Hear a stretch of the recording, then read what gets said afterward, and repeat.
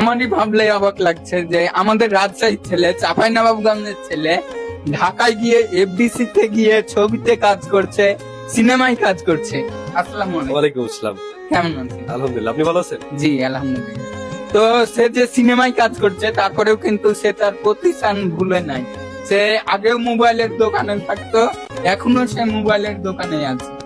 ভাইয়া, হ্যাঁ ভাই। আপনার এই যে সিনেমা জগতে আসার জার্নিটা একটু শেয়ার করেন। আমাদের সিনেমার জগতে জার্নিটা হলো 2025 সালে আমি আসি।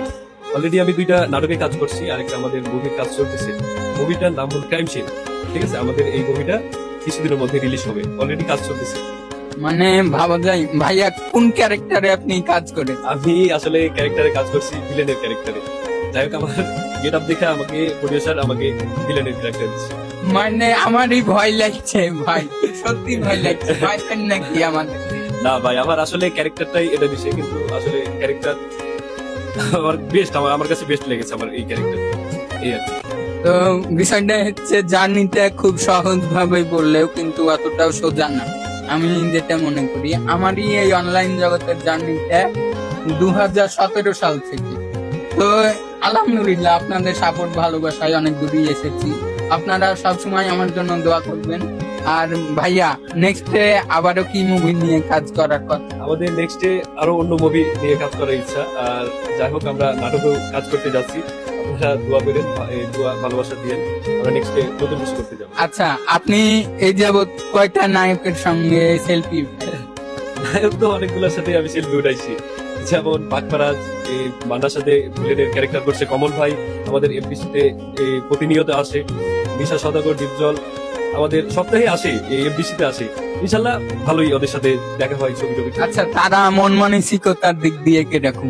তারা অনেক ভালো, অনেক ভালো মন। আসলে আপনারা যে মুভিতে ওদের ক্যারেক্টারটা দেখেন, আসলে ওরা এমনটা না, ওদের মনটা আসলে অনেক ভালো। নিশা সওদাগর মানুষটাকে নিশা সওদাগর অনেক ভালো, অনেক ভালো, 5 ওয়াক্ত নামাজ পড়ে, অনেক ভালো একটা মানুষ। কিন্তু সে সিনেমায় যেই ক্যারেক্টার করে তাকে দেখে মনে হয় না যে সে নামাজ।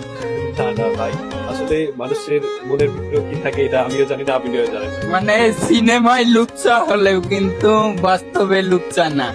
ভাইয়া হাজি মেবি হজ করছে, জি জি, কয়বার হজ? মেবি 3বার হজ করছে। মানে 3বার কার হাজি। তো বিষয়টা হচ্ছে, আপনারা এই যে আমাদেরকে অনলাইন জগতে যারা ভাবেন যে অনেক অহংকারী, আমরা কি অহংকারী? না না, আমরা অহংকারী না। আসলে আমি মনে করি যে আমাদের মতো অহংকার মুক্ত মানুষ।